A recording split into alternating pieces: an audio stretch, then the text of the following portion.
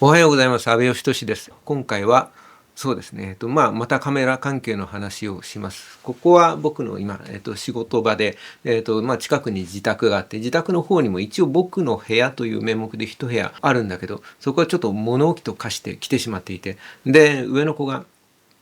僕の部屋を狙ってるわけですよ。なんか自分の部屋が欲しいって言って。で、上の子ももう大きくなってきたし、そうね、そろそろ自分の部屋と思うんだけど、なんか部屋を与えると、リビングでその勉強できるかっていうと、やっぱりそのまだ下の子が7つで、その上の子の方が勉強してるともうすぐちょこいかけてきたり、隣で iPad で動画見ちゃったりして、気が散ったりして大変なんで、自分の部屋を与えてあげた方がいいなとは思うんだけど、なんかね、そこにこうこもってなかなかリビングの方に出てきてくんなくなると、ちょっと寂しいんじゃないかと思ったりして、いろいろと、心配したりなんだりしてるわけですけど、とりあえず、しぶしぶ、自分の部屋を片付け始めて、そしたら、カメラ関係の何かこんなのあったっけみたいなものがゴロンゴロン出てきて、同時にそのあるはずと思ったはずのものが一個ちょっとなくなっていて、それでしょんぼりしたりと、いろいろあったんで、ちょっとそのあたりの、話をしようかなと思います。とりあえず今自分のところで持っているカメラ一覧みたいなものを、ちょっと紹介してみようかと思っていろいろ出てきたんで、ちっちゃい方からいくと、これが出てきました。ニコンのクールピックス P330 ってやつで、調べたら2013年のカメラでした。だから11年前。なんていうか自分の感覚では液晶もまあまあ綺麗だし、なんでしょうね、その機能的にもなんとかモードみたいな感じで、そのシーンに合わせていろんな撮り方ができるみたいな、ものがついてたり、今 GPS ついてるって話したっけ、フラッシュがついていたり、そうですね、24ミリから120ミリかなのズームがついていたり、性能的にはコンデジなんだろうな、すごく性能が高いというか、コンデジっちゃコンデジなんだけど、なんかいろいろ詰め込んでてすげえなと思いました。ちょっとね、この辺滑り止めのグリップもついていたり、ちゃんとダイヤルがついていたり、なんか本格的なんですよね。へえ。ダイヤル、ここのボタンのところがダイヤルになっていたり、だからその操作できる、部分が結構多いわけですよ。三脚穴もちゃんとあるし、そのあたりは普通か。で、これをその上の子はマイクロフォーサースのパナソニックの機種名忘れちゃった、パナソニックのマイクロフォーサースの、割と入門機っていう感じのやつを1個持っていて、それにレンズいくつかあって、その最近なんかスマホ与えたらなんかスマホで撮るようになっちゃって、なかなか。で、僕もそのちょっと写真からなんか気持ちが離れちゃった時期だったんで、ちょっと写真撮らなくなって、昔は一緒にカメラ持って公園で散歩に行って、なんか将来カメラマンになりたいみたいなことを言ってた時期もあったんで、ちょっと寂しい限りですけど、僕も今興味が戻ってきたんで、また一緒に写真撮りに行けるかなと、行けるといいなと思って、でついでに下の子の方にもちょっとこれを見せて、なんかカメラ見つけたんだけどいるって言ったら別になんか興味を示してくれなくてまたそれでしょーんとしているところで、自分で使うかな、なんかそのなんかさりげなく持ってって、その下の子が興味を、持ちそうになった時にさっと取り出せるようにちょっと持ち歩こうかなと思っているニコンの、クールピクス P330 が、手元にある中で一番ちっちゃいカメラかな。で、次に何順っていうわけではないけど、シグマのカメラの紹介をしようかな。今手元にあるシグマのカメラは、今映すことができない。そこに今これを映しているのがシグマの FPL で、ちなみにレンズはアートラインになる前の一つ前の古い方の 50mm の F1.4 で、これなかなか気に入ってるレンズで、未だに手放さずに使ってるわけですけど、で、今、これがシグマの DP3 メリルって入ってたっけ？入ってないのか。いわゆるフォビオンセンサーを積んでいるシグマのカメラです。DP3 はだいたいその、1、2、3とあって、1が広角何ミリだっけ、20ミリ前後ぐらいかな。で、DP2 がだいたい50ミリ前後で、DP3 が70ミリ前後かになる、場合が多くて、DP3 はだから、中望遠みたいな、扱いです。まだ全然現役で動いて、コンパクトで、明るい場所では非常に写りがいいんで、未だに時々持ち出すカメラでありますと。まあなかなかねバッテリーが長持ちしないのでバッテリーの替えを持っていかなきゃとかいろいろあるにはあるんだけど、でもなんかなんだろうな、そのだんだんカメラがほらなんかちょっと大きくなってきたりとか、レンズもまあ最近コンパクトなレンズもミラーレスになって流行り始めてるけど、レンズも一時期めちゃくちゃでかくなってた時期もあったりして、なんか今思うとこれすごくコンパクトで持ち出しやすくて、なんかこう金属のなんかボディの質感も今にして思うとこのなんか微妙に高級感もあって、かつなんかちょっとレトロさもあって、それがなんか新しい感じもして、なんだろうな、すげえすげえなんかこう改めて見るとなんかめちゃくちゃいいカメラでありますと。未だに時々使うカメラです。そしてよいしょ、この奇妙な形のカメラは、今出した DP3 の後継機ってわけじゃないけど、これは DP0 クワトロってやつで、さっきのそのあれ多分メリル世代のセンサーで、これがクワトロ、世代のセンサーを積んでいて、1世代新しいやつで超広角にもかかわらずレンズの長さなんだっけ、箱入り娘のように丁寧に丁寧に光を収束させて、ゼロディストーションって言われる、いわゆる広角ってどうしても画面の端っこがこう直線が丸く曲線になって歪むじゃないですか。それを、極力っていうかね、これゼロディストーションって言ってるから、本当にその画面の端までパチッと歪まずにまっすぐ、出る広角の 14mm のレンズです。この 14mm って APS-C 換算だっけ、それとも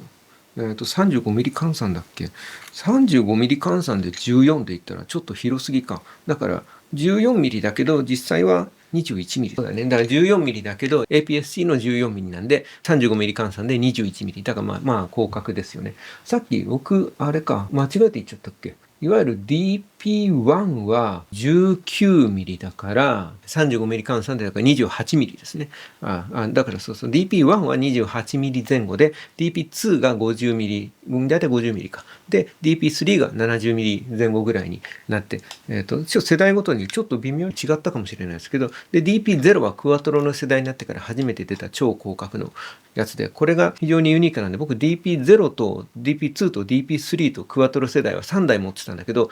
この同じクワトロ世代のそのフォビオンセンサーを積んだ SD クワトロH っていう、これはだから APS-C じゃなくて APS-H の一回り大きなセンサーを積んでるんだけど、こいつが出て、でこいつに 50mm とか、70mm とか持ってるんで、その 50mm と 70mm はだからレンズを持ってたんで、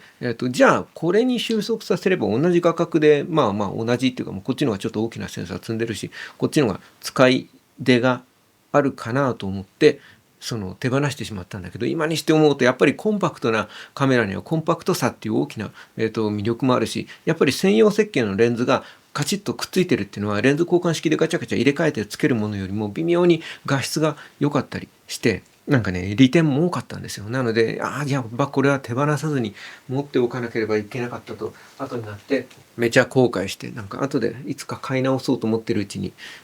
製造も今もう製造終了しちゃったのかな。なんかシグマ自体がもうどんどん先に、向かって進んでいて、そう今だからこの今新しく出ているまあでもこれももう出て3年ぐらい経つのか、シグマの FPL ですけど、こいつはだからそのいわゆるフォビオンっていうその特殊なセンサーじゃなくて普通のベイヤーセンサーを積んでいて、でまあその分こう使い勝手のいいものとか動画に特化してるとかいろんな別な方向に向けて尖ったカメラを作っていて、でそれに合わせてレンズもどんどん新しくなっていて、なのでちょっとフォビオン世代の頃のカメラにいつまでも固執してるわけにもいかないと思って、なんかいろいろと整理してみたんだけどやっぱり懐かしくなっちゃったりして、まあそれぞれの世代のカメラを1個ずつ残してるからまあいいんですけどね、だったりします。でそれが DP0 クワトロで、今の話の流れでよいしょ、こいつまた随分古いレンズを今試しにつけちゃってるけど、これはシグマのその SD1 という機種で自分の中ではすごく思い出深いというか、この辺りで自分がそのシグマがものすごく好きになっていったというか、そのカメラを一生の趣味にするんだとなんか心に誓ったこの瞬間というか、なんかね SD1 は当時はだから70万円ぐらいするすごい高いカメラでこのフォビオンというセンサーがぶどまりが悪くてなかなか大量生産できなくてどうしても値段が上がってしまって、ただその値段に見合うだけの、普通のセンサーとはちょっと違う色のりが非常に良かったり解像感が高かったり、そのザラザラした質感のものとか錆びてるものとか木の幹とかなんかその岩とかなんかそういうものを撮った時とかにものすごい質感が、空の雲とかね、なんか質感が出てすごく面白い、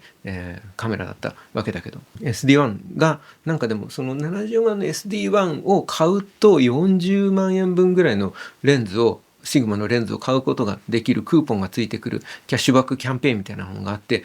じゃあむしろ得じゃんみたいな気持ちになって、でもうこれを絶対一生の趣味にするんだっていう決めて、買ったんですよ。でそのままシグマが好きで現在に至るというわけですけど、という思い出深い。だからね、この後で、量産体制がある程度整って SD1 メリルっていう名称になって、なんだろうな、この形で同じ形で下に SD1 のロゴの下にメリルって書かれてるやつがいわゆる割と出回っているやつで、この SD1 のメリルのないロゴの SD1 はね割と貴重というか、多分台数的にそんなに出てはいないんだと思うんですよ。なので自分の中では、大切な一台というか、これは故障させずに長持ちずっと持ち続けようと思っているカメラだったりします。アイカップを何かね別のメーカーのやつにちょっと拡大率の高いやつに変えたり、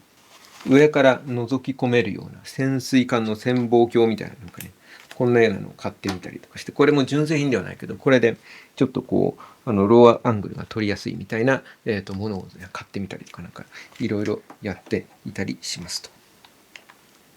そのシグマのキャッシュバックキャンペーンの時にストロボとかも物撮りの勉強をしようと思ってストロボ買ったんだけど、結局どう使っていいかわからなくて、ほとんど数回しか使ってないやつが部屋の中にあったんですよね。後で持ってきて今度何かちょっとストロボの練習をしてみようかな。これを SD1 でこの今の SD1 の前に SD15 っていう、これ今レンズつけてないけど、カメラがあって、これはだからそのメリルよりも一世代前のフォビオンセンサーを積んでいて、この前にだからこのメリルの一世代前のフォビオンセンサーの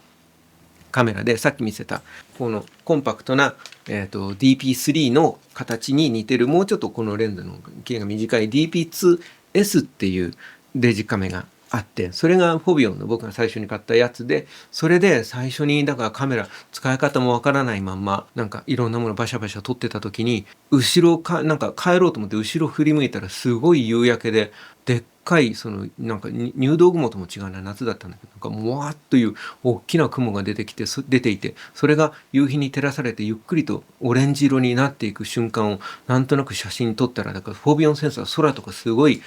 綺麗にっていうか、なんかね独特の質感で印象深く撮れるんですよね。今見直してみるとどうってことのない写真のような気もするんだけど、その時はなんか自分にもこんななんか写真が撮れんだと思って、なんかすごく嬉しくなって、で家に帰ってそのパソコンで拡大してみたら、雲の端っこに小さくもうドットみたいな小さな飛行機が写っていて、でもその解像度が高いからそれがちゃんと飛行機のシルエットににじまずにピシッとなっていて、それですげえ感動して、そのあたりからなんかフォビオンセンサーとかシグマとかが好きになってって、で SD1 買うに至っていくわけなんだけど、SD15 はどのタイミングで買ったんだっけな。 SD1 より前にこれを買ってたのか、 SD1 を買ってからなんかシグマが好きになりすぎて中古で、結局これはね中古で買ったんですよ。中古で買ったんだけど、どうだったかな。まあそんなこんなですよ。SD15 の方が上に液晶でなんかねパラメータがいろいろ出てきて、 SD1 の方はこの液晶ないんですよね。液晶あった方が便利と思う時も時々あったりして、そして今日なんでカメラの話、この持ってるカメラの話しようかと思ったのかっていうと、今まで動かずに困っていたカメラが1台あって、それがやっともう古いカメラすぎてバッテリーがもうどこも製造してなくて、なんかねないんですよ。互換バッテリーも見つからなくて、それがやっと中華製のよくわからないメーカーのよくわからないやつがどうも入るらしいということが分かって、それを買って、やっとそれが届いて、さっき充電してつけてみたら、そのカメラ自体が無事に起動してくれたんですよ。それがこの、ライカのパナソニックと組んでデジカメ作り始めた時の多分最初のカメラじゃないかと思うんだけど、2002年かな、そのぐらいに作られた、デジルックス1というカメラです。ああ、映っている。時々なんか液晶に緑の縦線が入っちゃったりとかね、もうかなりやばい状態ですけど、オートフォーカスも何がなんだかちょっと本当にピント合ってるこれ。音をこのモードはちょっと切らなきゃダメだ。なんかね、写真を撮るときにオーディオっていうなんかね、選択肢があって、面白いから、オンにしといてもいいけど、1枚撮るたびに5秒ぐらいその写真にくっついて動画は撮れないんですよ。なんか多分動画機能がないよね。オーディオって機能がついてて、音声だけ撮ってくれるんですよ。写真にムービーファイルとして出力されて、その写真の画像に下に5秒か10秒分ぐらいの音声がつくんですよ。なんかよくわからない仕様の、カメラです。ただ、なんだろうな、その当時としてはすごくもう新しいとか古いとかを超越して何か面白いというかな、僕の中ではデザイン的には非常に武骨な四角形でなんていうかな、まだこのデジタルカメラを作ることになんか今一つ慣れていないライカの手探り感みたいなものと、なんかその中でもなんか頑張って作ってる感みたいなものがいろいろとないまぜになって、見ているだけでなんか楽しい気持ちになってくるカメラで、これは、なんかファンの方から割と格安で譲っていただいて、当時としてもかなり年代的には古いカメラだったんで、なかなか出番はなく、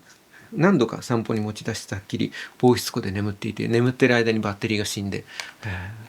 でもうダメだと思ったけど